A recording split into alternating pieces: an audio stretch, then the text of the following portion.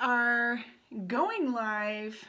We are talking all about the 7 things to help you actually balance your gut. So 7 ways to balance your gut today. Let me just make sure Instagram is cooperating.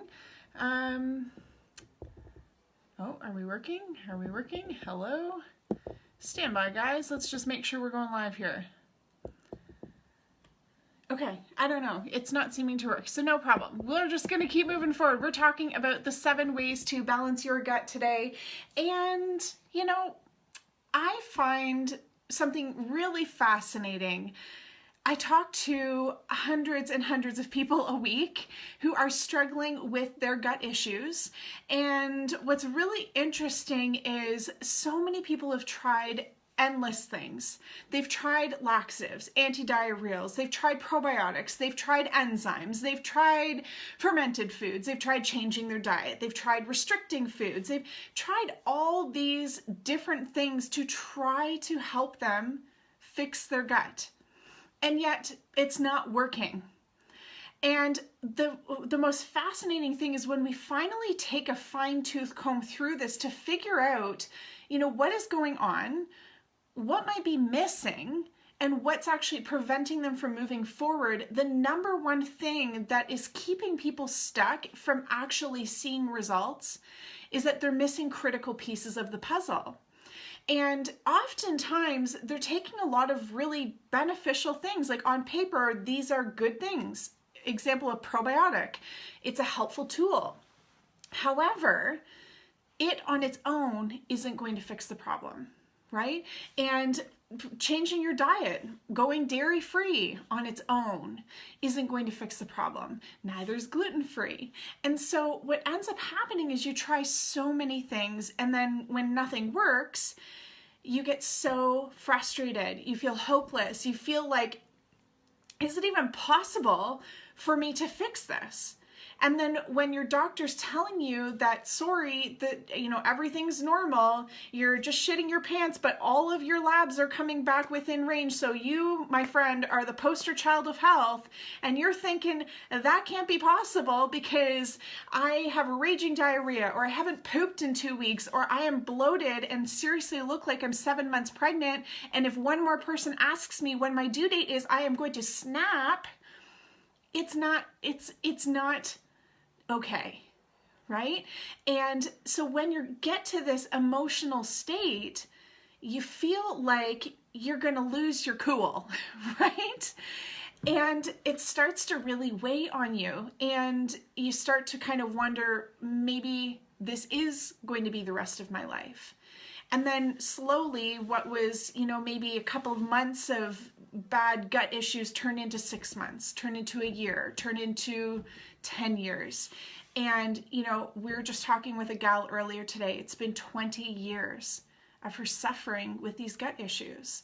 So if you're watching this and you're feeling this way, please, please know it's possible for you to fix this. We need to take a fine-tooth comb through this and pick up the missing pieces. And so tonight I wanted to do this really fun Facebook Live with you, because we're going to go through the 7 ways that you can balance your gut. And I'm a little bit pumped about it because you guys know I love a good analogy.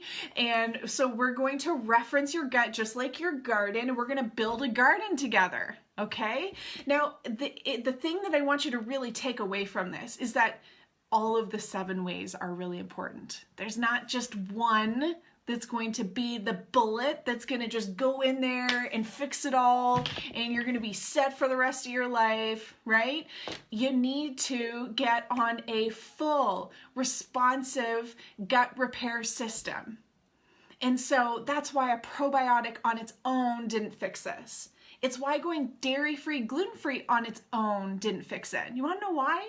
Going dairy-free, gluten-free, that doesn't fix damage and deficiencies in your gut. It doesn't fix motility issues or bacterial imbalances. It's incredibly important, but the purpose for that, the reason why we encourage people to be dairy-free, gluten-free is because they're inflammatory foods. And instead of your body having to fight to digest these sticky, goopy, ooey foods, it can take that energy and put it towards healing. and you still need some help healing. So again, on its own, that's not going to be the only thing. So tonight we're going to go through 7 ways to fix your gut, and you need all 7. We're going to build this garden together. So step number 1, who here has, well, maybe, do you know what? I'm coming from the Canadian perspective, where when spring rolls around and all the snow melts and you go out in your boots and you're looking at your garden and you're thinking, dear God, it's a hot mess, right? Has anyone, well, okay, and I'm also coming from a perspective of I am no professional gardener, okay? We should put a full disclaimer on this Facebook Live. I, Alyssa, am not a gardener. And so when I first started gardening, I didn't know you were supposed to put your garden to bed. Whatever the heck that meant, I was apparently supposed to do something in the fall to put it to bed so that when I woke up in the spring, the garden was happy. I don't know. But all to say, has anyone here, or is anyone here a not very good gardener like I? And not trimmed their bushes or whatever it is you're supposed to do to your garden in the fall. And after a long winter of snow, especially here in Ontario, Canada, you wake up in the spring and all the snow melts and you're like, oh dear God. That's where we're starting from. Okay, so I want you to imagine your gut. You're at the oh dear God, my poor garden. Step number 1. We need to rebuild your garden, my friend. We need to rebuild your gut. And so one of the things that I want you to imagine is when you've gotten to this place, it's kind of like waking up after a cold ass long winter and all of the plants are like dead and limp in your garden. And that's what's happening in your gut. All right. And so things are a little inflamed. Things are a little raw and tender. And some of the symptoms you might be experiencing are, well, things feel tender. You might be experiencing pain. You might be getting like this tenderness or bloat in and around your stomach. For some people, especially with SIBO, you don't even really want your shirts to be touching your skin. It's just kind of like, don't touch my stomach. And I don't want any high-waisted pants, or give me all the baggy clothes, right? Hey, Kristen. And so this is the state that we're in. Some other things you might be noticing, if you've ever had mucus in your stool, blood in your stool, these are some other signs, like, again, your stomach is just raw and inflamed and tender. All right, so step number 1, the first way that you need to rebuild your gut is to send in really soothing, healing, nutrient-dense foods. And this is why in the Love and Trust Your Guts program, I am constantly preaching about healing liquids. Healing liquids. If you're sitting at home right now and you're like, Alyssa, I am terrified to eat food. I don't know what food to eat. I'm gonna just avoid food altogether and cross my fingers and my toes that the poop just sorts itself out, right? If you are that, if you are sitting at home like feeling that way, then this is the first step you need to take. And I want you to get really keen on gut healing liquids. Let me give you some examples. Golden milk. Who here has heard of golden milk? If you're not sure what golden milk is and you want a yummy recipe, drop a yes in the comments below here. It'll be tomorrow morning when I jump back into Facebook, but I'll respond and I'll post the golden milk recipe in the thread there for you. So if you want the golden milk recipe, let me know in the comments and I'll respond in on the video here and get you that recipe. Super healing for your gut. Helpful in reducing the inflammation. Remember, it's like that dead, sad little garden in the spring and your gut is feeling really raw and tender. And so this is the time to send in something like golden milk, which is like a warm hug on your tummy, okay? So step number 1, rebuilding the gut by soothing and coating the intestinal lining. Now, the thing that's special about golden milk is it has turmeric in it.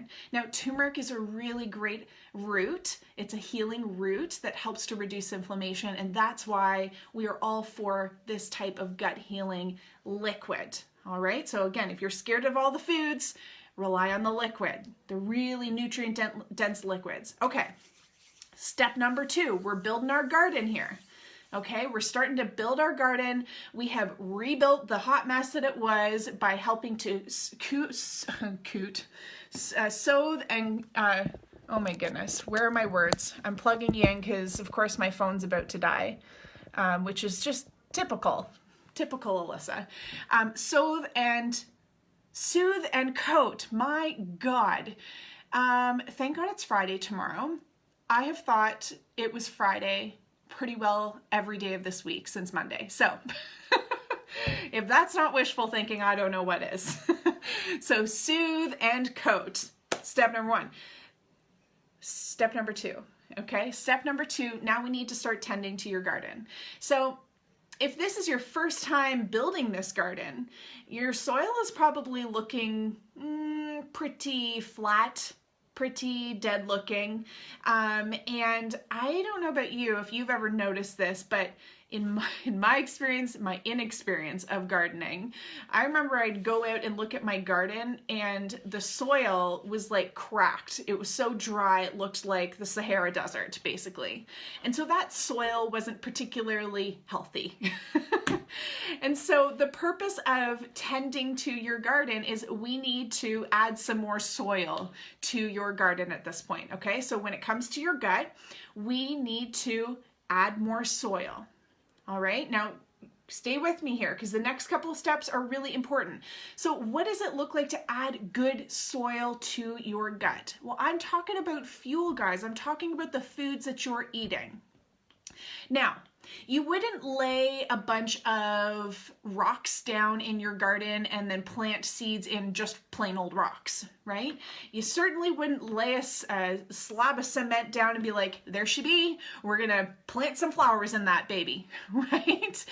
You are going to find the fluffiest brown soil, caca poop soil that you can find that's nutrient dense. You're going to go buy that stuff and lay that baby down in your garden before you start planting flowers. And so when we're talking about your gut, and the second way that you need to fix your gut is making sure that you've got good quality soil, and that comes from your food. And so McDonald's would be like a slab of cement. Ain't much gonna grow in a Big Mac, okay? Not much nutrient left there. Now, when we go on the flip side, what would be some really good nutrient-dense soils that you can plant in your gut? I want you to think about prebiotics, okay? Now, prebiotics are like the first step before we enter, a little bit of a hint, probiotics being the next step.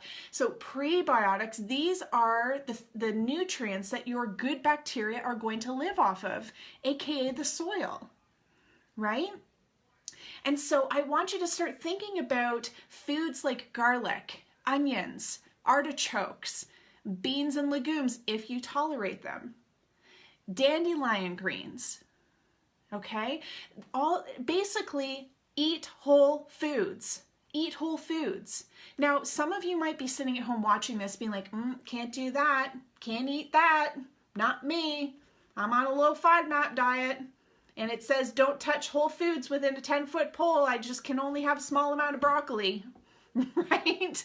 Here's the thing, guys. Following restrictive diets is not going to fix your gut. It might temporarily alleviate some of your symptoms, but because it's not fixing the reason why your body's reacting to food, the second you have a lick of those foods again, you're going to be right back to square one.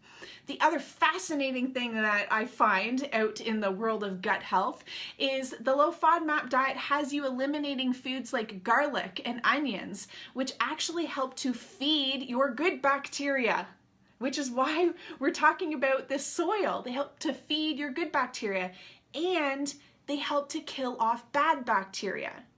Now, what really makes me giggle is there is a ton of gut protocols out there on the market that are teaching you to do the low FODMAP diet and then giving you supplements that are garlic based to help kill off bad bacteria. Contradictory right there. It just doesn't even make sense.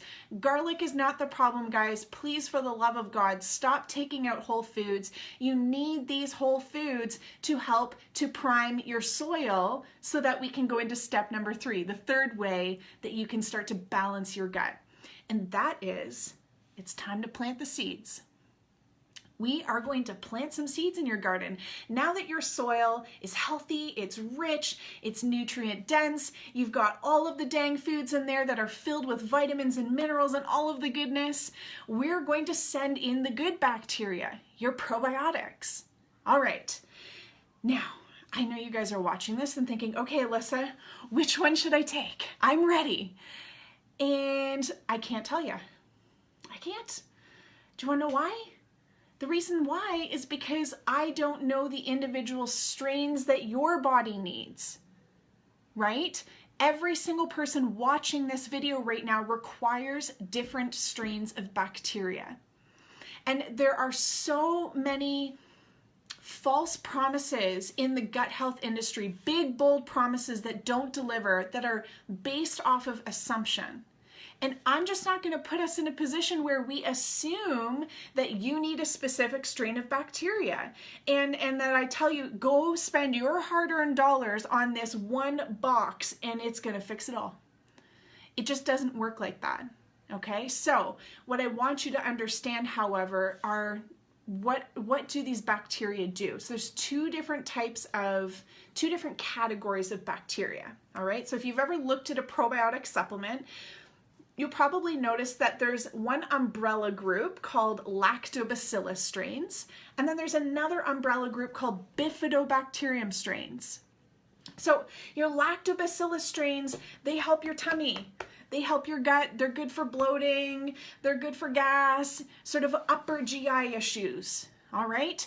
Bifidobacterium strains, I want you to think B for bum. They help your colon.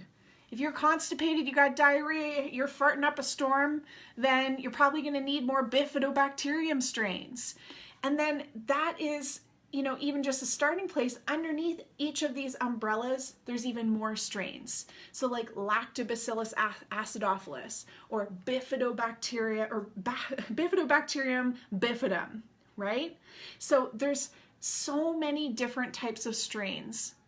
All right, we have over 1,000 different strains in our body. So we're not going to guess at that. All right, but what you need to know is that you do need a probiotic and we need to get you on the correct strains, and that's what will make a difference. Alrighty, now step number 4.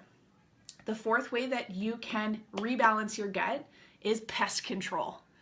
Have you ever been in your garden and you're like, what in the world happened to that plant?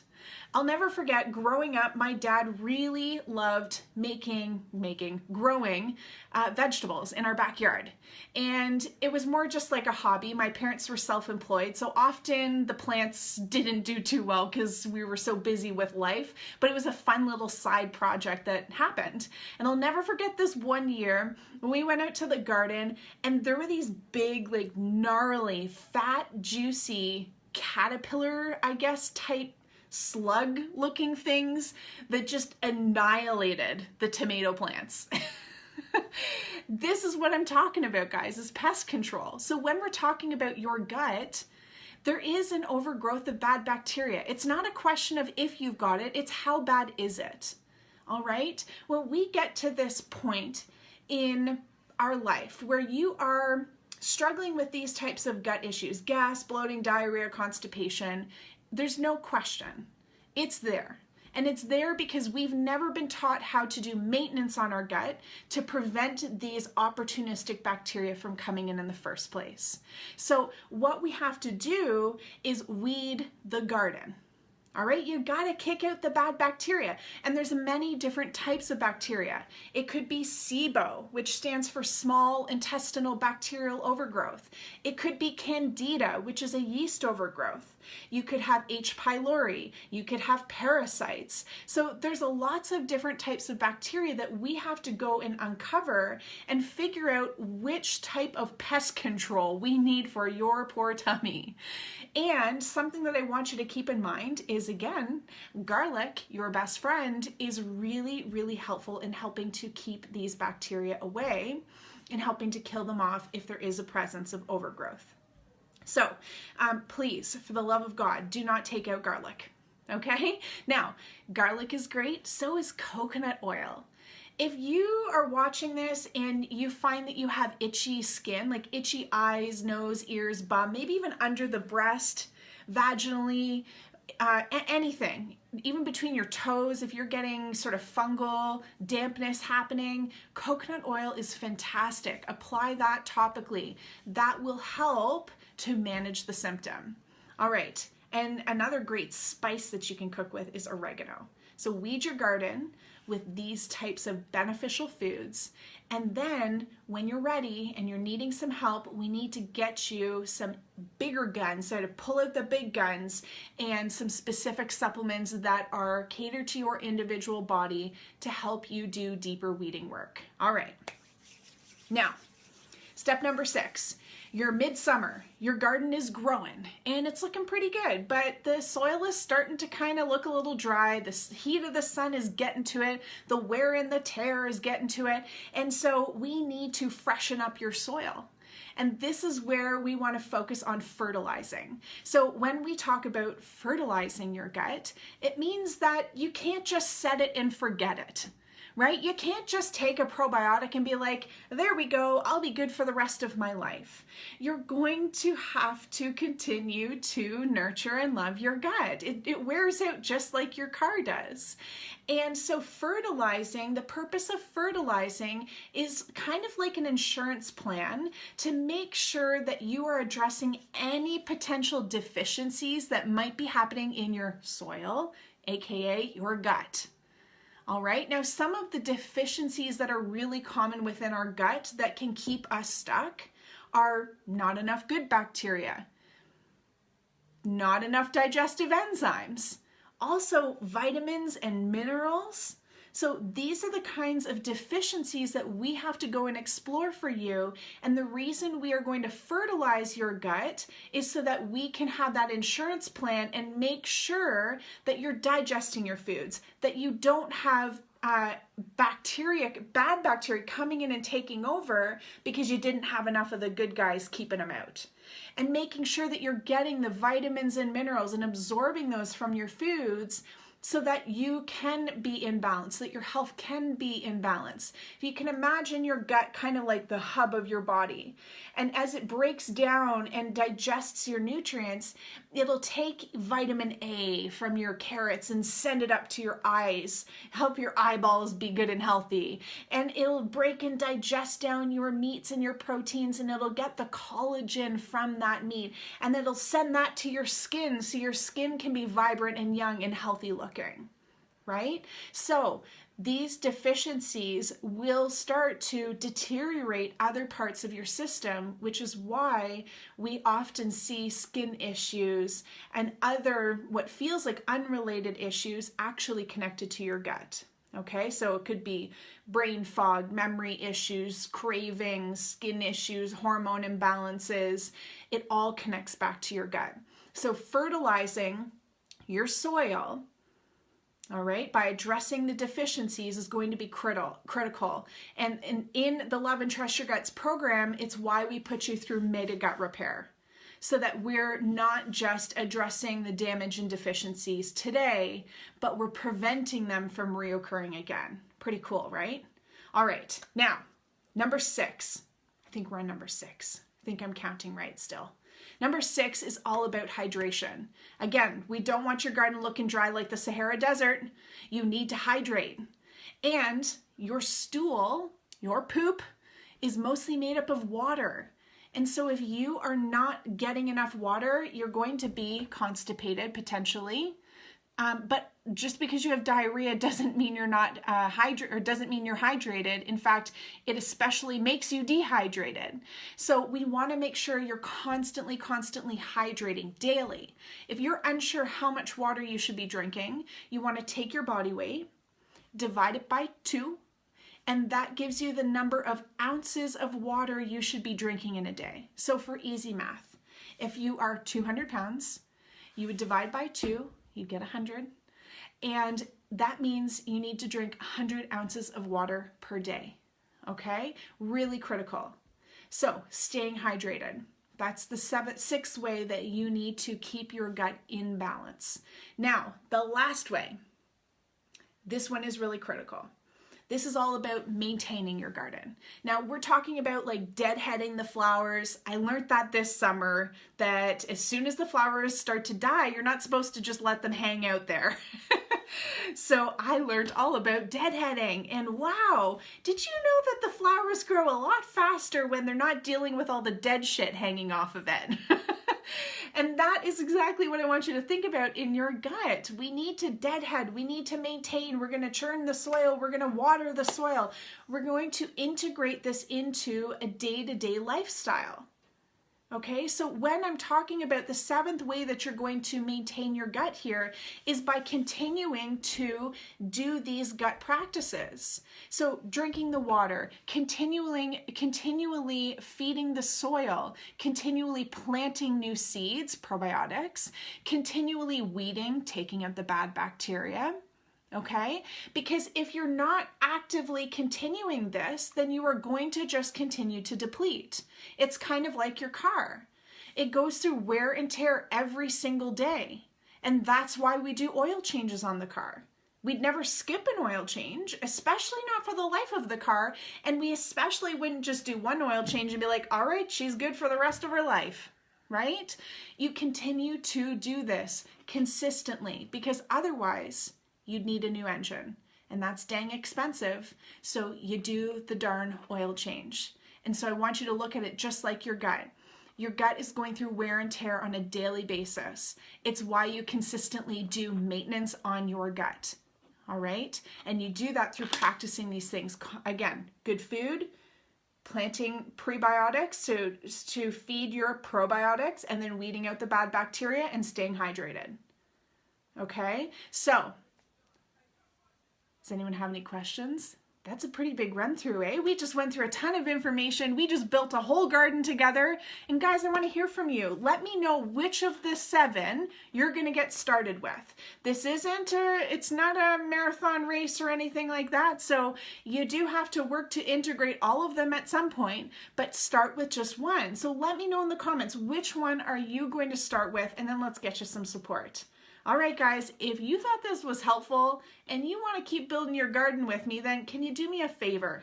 Can you give this a like? Give it a like, give it a share, and then come on back next week. We've got some more good stuff happening. All right, guys, bye.